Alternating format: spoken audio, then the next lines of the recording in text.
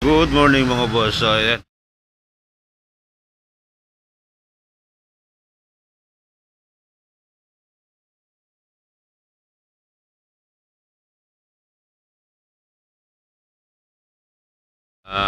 May gagawin tayo dito ngayon.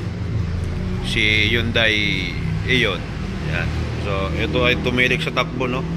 Dito lang sa kahabaan ng C6 bago umakyat ng tulay doon.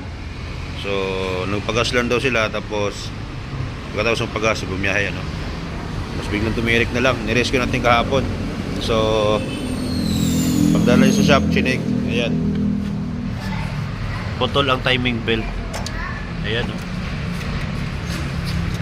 So, top overhaul to mga boss. Siguro biyahe ng biyahe, no? At saka babae naman din yung nagdadala. Kaya wala siya gaanong idea, no? So, ito ay top overhaul muna. Titingnan natin kung may tumama pa doon sa loob. Malamang meron. Kasi nga, pag doon ng makina, iba na yung handa. Naka-open. So, papaklas muna natin. Tapos update ko kayo mamaya. Okay, so ito na ang update mga boss sa Hyundai Ion, ano? Ayan. Nakalas na yung heat. Ito na yung cylinder head nya. Kung makikita nyo, ayan, laki na ng awag. Ayan, pati yung kabila. So papalitan natin ito ng mga balbula mga boss, no? Cylinder head gasket na rin. Tapos syempre timing belt. Ayan, kayod na, putol, napabayaan na magpalit, kalimutan siguro. So ito yung ginagawa ng shop. Ayan, CMG tapos na yan. Sa Innova, valve cover gasket lang yan. Tapos linis sa mga preno, palitan ng alternator bearing pulley, no? Ito, yan, pinalitan sa Innova. Tapos carbon brush. Tapos ayan, injector oil sila, no? Palit din tayo. Tapos valve cover gasket. So pwede na sa atin mga boss, available sa atin yung mga swipe payment, no? So yung mga credit card, yan, pwede na dyan.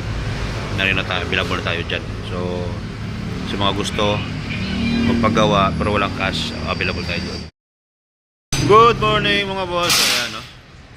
Ayan. So ito yung gawa sa ating mounting shop.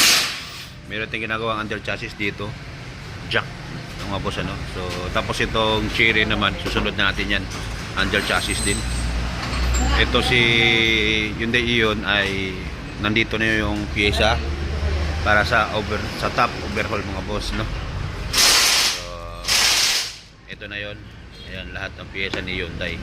Kabit na lang. Ito, assembly. Laki na assembly. Tapos palitin ng mga shocks. So mga ibang pyesa dadala natin sa machine shop, ipipress out natin. At babak kasi na yung talangka. Ayan. Okay. Ito na mga boss, si Hyundai Ion.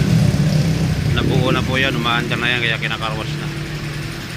Ayan, so for pick up na siya mga boss. Pakarwas na natin sa ating tropa.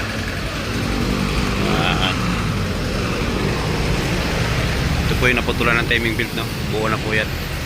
Ito, meron tayong nakasalang dito. Hyundai, ito Hyundai pa rin, walang katapos ang Hyundai. Nissan MB350, Hyundai Accent na naman. Ayun, ito. So si Hyundai Ion tapos na yan, no? Kukunin na mamaya mga boss. Okay, thank you.